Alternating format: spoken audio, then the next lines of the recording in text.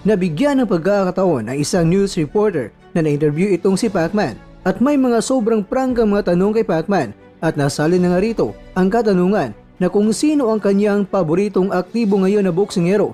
Kaya naman, ito ang mabilis na sagot ni Pacman. Like, Naomi, Inoue. Aba teka, sino ngayon pang bansang kamao? Naomi. Naoya Inoue pala.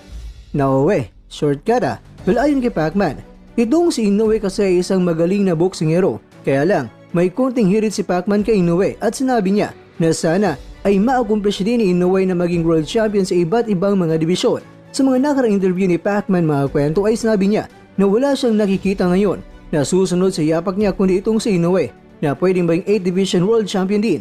Ganyan kabilib ang legendary Pacman sa Monster in Japan at nakikita niya na wala pang limitasyon ng lakas ni Inoue kaya pwedeng umakyat pa itong si Inoue ng mas mataas na dibisyon. Samantala,